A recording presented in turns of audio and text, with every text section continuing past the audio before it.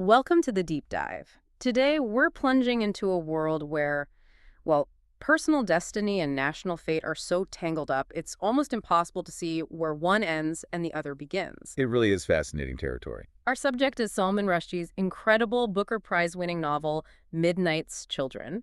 I'm just continually amazed by how Rushdie weaves these threads together, the personal life, the national story. Yeah, and how it still resonates today. It really does. So our mission today really is to take some key excerpts from the book, look at Rushdie's own notes too, and try to uncover these surprising links, the metaphors, the sometimes funny ways that personal stories just mirror these huge national sagas. Right. Expect some of those aha moments, Right. about fate, memory, the stories we tell ourselves. Exactly. And maybe how flawed those stories can sometimes be. Absolutely. So we're exploring this rich novel that kind of blurs the lines, autobiography, history, magical realism. It's all in there. All seen through the eyes of Saleem Sinai, the protagonist, but also reflecting Rushdie's own journey creating it.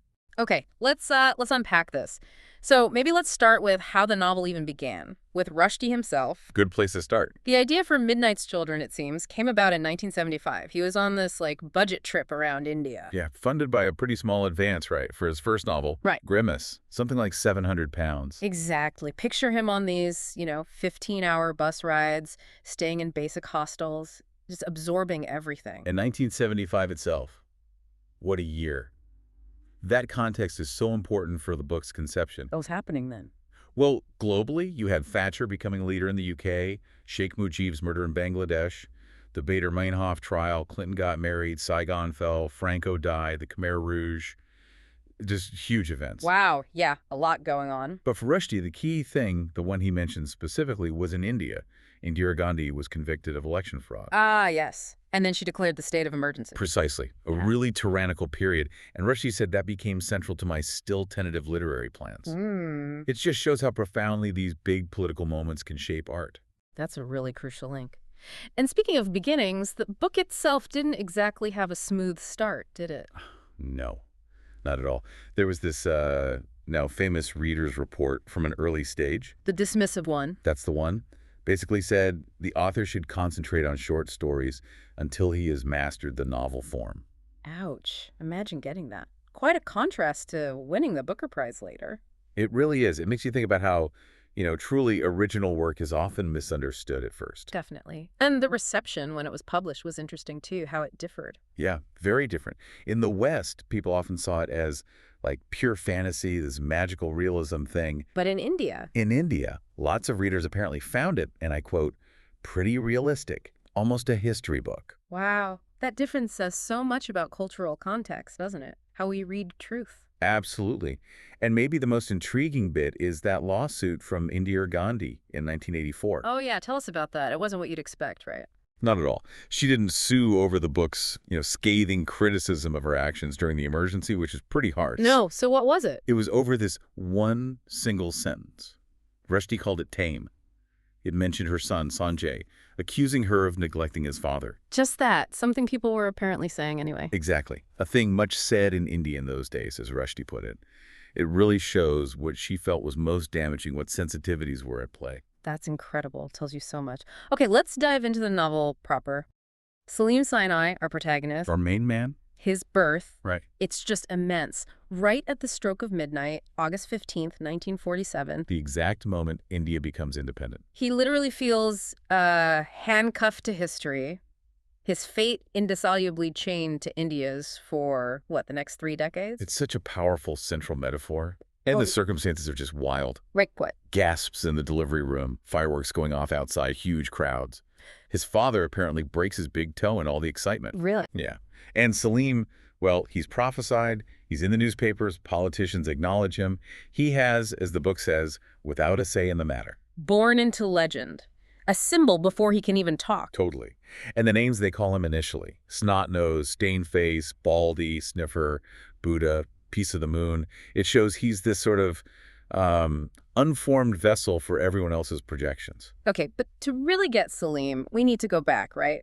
To his grandfather. Adam Aziz, yes. Yeah. This story takes us back further to Kashmir. And introduces Ty, the boatman. What a character. Oh, absolutely. He's like this living, breathing, slightly unreliable historical archive. With these incredible irreverent stories, like the one about a bald, gluttonous Christ coming to Kashmir. Exactly. Reflects this very local, deep-rooted folklore. Ty might be illiterate, but his memory is presented as this vital counter-history. And Ty's resistance to change, particularly Adam's foreign medicine. Yes. He hated the stethoscope, saw it as replacing Adam's big nose, native instinct versus imported science. And his protest, not washing for 3 years. A 3-year self-destructive rage of not washing, creating apparently dreadful fumes that made flowers wilt and birds flee.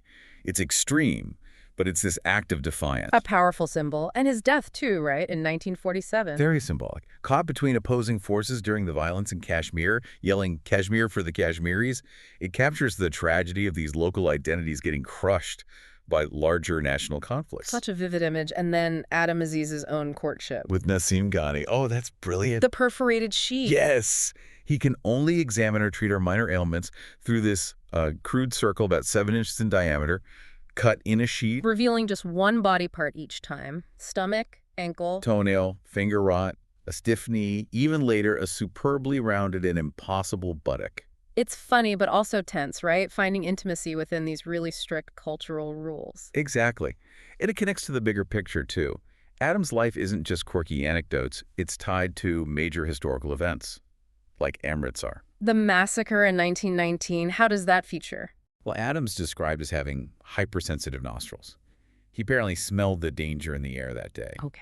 And then he lets out this massive sneeze, yak-doo, which makes him stumble forward just as Brigadier Dyer's troops open fire on the crowd. So the sneeze saves his life. It seems so. Good. But he gets this severe and mysterious bruise on his chest from the fall, or maybe the shock, which never fades. It's like a physical mark connecting him directly to that national trauma. Wow. And Nasim, his future wife, she initially resisted coming out of Purta. Yeah, in Amritsar, she felt this deep, deep shame about men seeing her face and feet in public. And Adam's reaction. Pretty fiery. Right. He sets her Purta veils on fire, accidentally sets the curtains ablaze too. Whoa. And this chaotic moment strangely leads to her coining the phrase, the world of mercurochrome, her term for the blood she sees on Adam's shirt after he returns from the massacre site. So personal chaos mirroring the national trauma again. Precisely.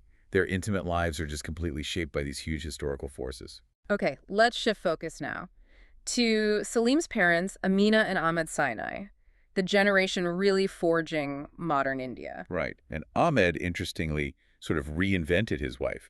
She was Mumtaz. He makes her Amina when they marry. And Amina herself, she struggles to love him naturally. Yeah, the book says she had to train herself to love him. She mentally breaks him down into component parts. Like her own parents with the perforated sheet. Exactly. Falling under the spell of the perforated sheet. It's this fascinating idea of constructing love, constructing identity, almost clinically. And where do they live, this colonial estate? Yes, they buy a house on an estate being sold off by an Englishman, William Methwold. He's doing his own transfer of assets as India changes. So it's a microcosm of the new India. Pretty much. You've got these diverse Indian families moving in, a film magnate, Homi Katrak, people with sisal farms, a child-hating gynecologist, Dr. Narlikar, Commander Sabarmati, a real mix. And living there changes them. Subtly, yeah. They start adopting imitation Oxford drawls at cocktail parties, learning about ceiling fans and gas cookers. And that phrase, Sab kush TikTok hai. Everything's just fine. It becomes this kind of mantra, partly comforting, maybe, but also showing how they're assimilating into this new, slightly anglicized world, grasping for normalcy amidst change. Interesting. And Amina develops a surprising skill. Yes, gambling on horse races. She becomes incredibly successful, even baffling Homi Katrak, who owns horses. Where's that come from? It's sort of unexplained, almost intuitive. It hints, maybe, at these hidden connections, these subtle powers that also manifest in Saleem later, suggests there's more going on beneath the surface. All right. And Ahmed, the father, he has a flaw too. A big one.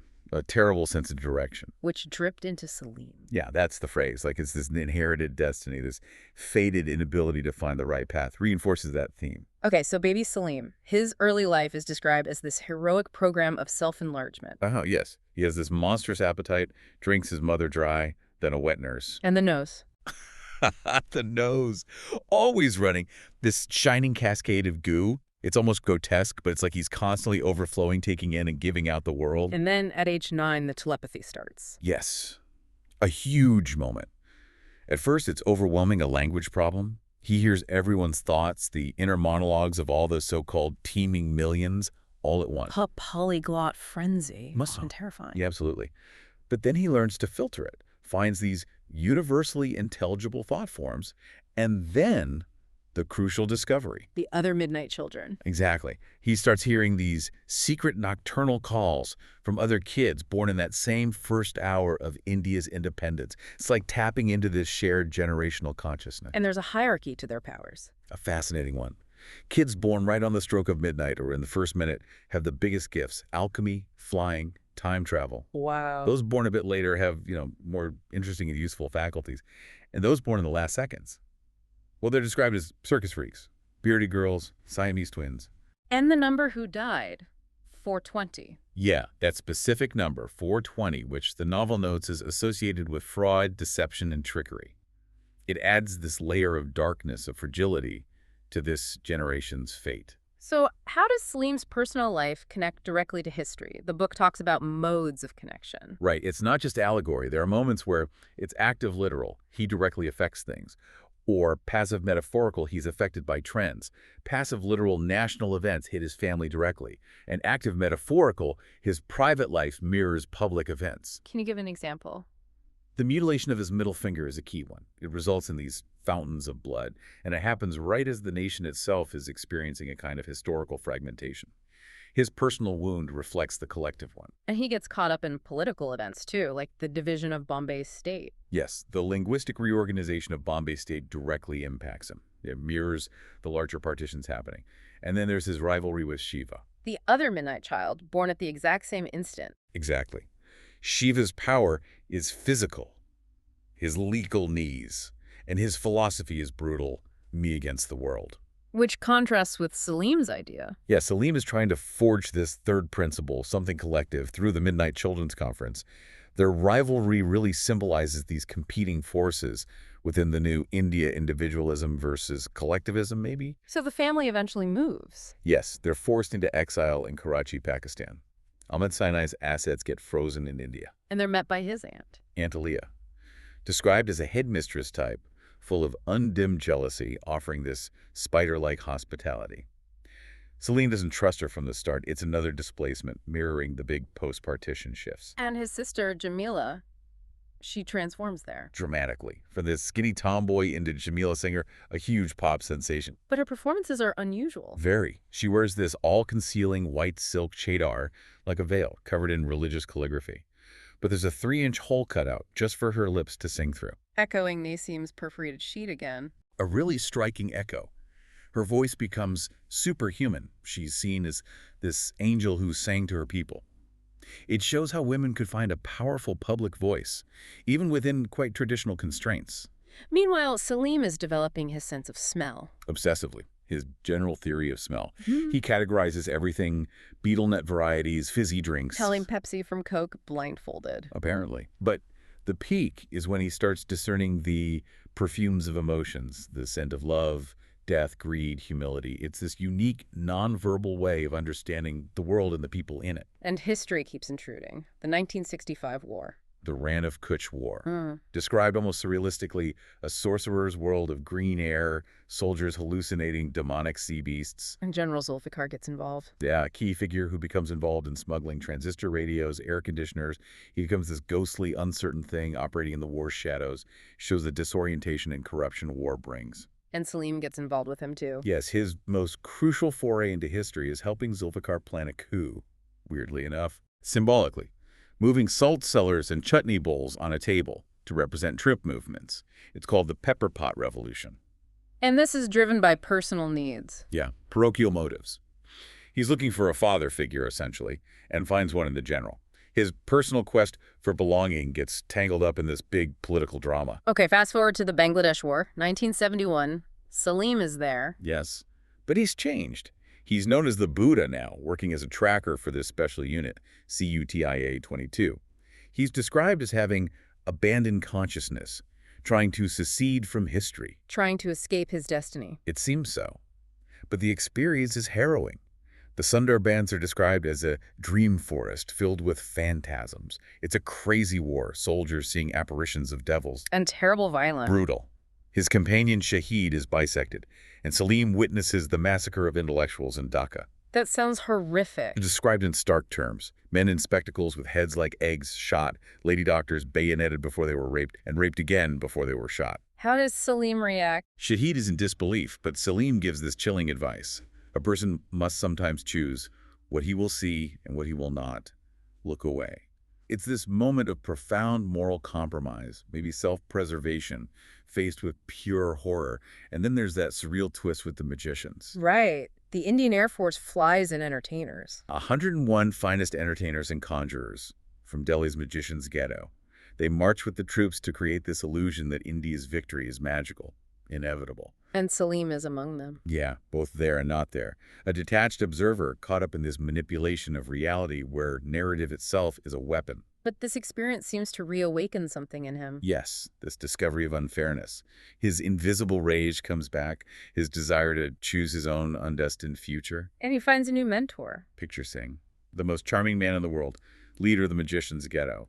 He's a snake charmer who also gives lectures on socialism, a really captivating figure representing an alternative path. Which brings us back to India, 1975, the emergency. Indira Gandhi, now called the Widow, has declared the emergency, and Saleem's nose senses danger again, an ancient conflict nearing its end. And the Midnight Children become targets. Why? Well, the novel suggests the government, the Indira Sarkar, was heavily reliant on soothsayers and astrologers. Okay. And the thinking apparently went, soothsayers prophesied me sealing the children, might not soothsayers have undone me at the end? Meaning, the prophecy itself made them a threat to the widow's power. So it's paranoia fueled by superstition. Seems like it.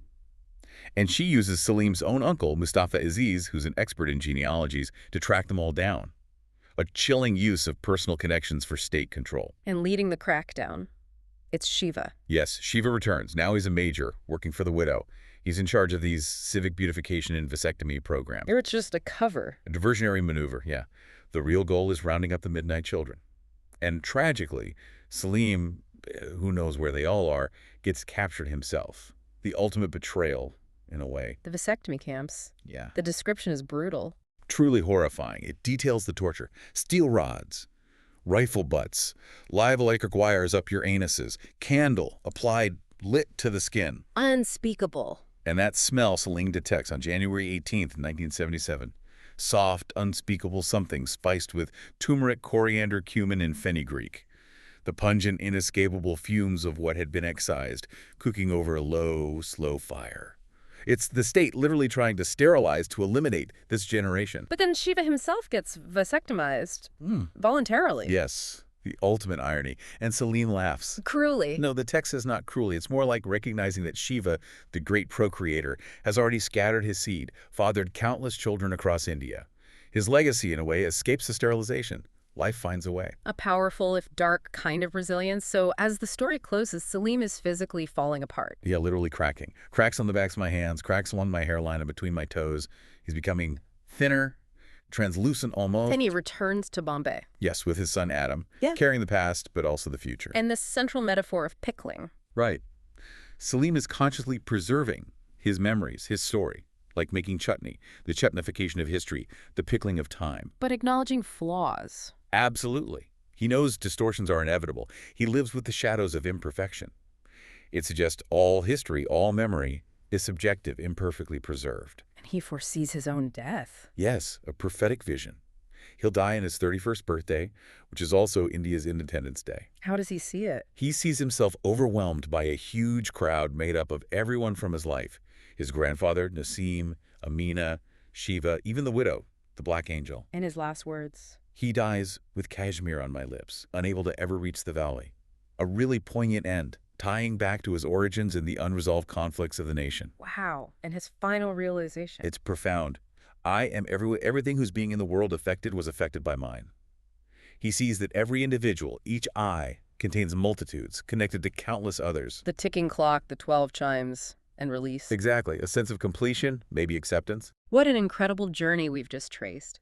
Saleem Sinai's life is this perfect, flawed mirror to India's own story. full of wonder, trauma, magic, resilience. Yeah, Midnight's Children really drives home that message, doesn't it? How individual lives contain so much history, so many connections, and how personal experience and these huge historical forces are just constantly interacting, often in really messy ways. What stands out most to you after revisiting it? For me, it's that idea of containing multitudes and the pickling of memory. It makes you think, doesn't it? If our lives are like Saleem's, all tangled up with others, and our memories are these preserved, maybe distorted versions. What histories are unspoken in our own lives? Exactly. What stories are waiting to be uncovered? And maybe more importantly, what stories do we choose to tell, and how does that choice shape what counts as the truth? A really provocative thought to end on.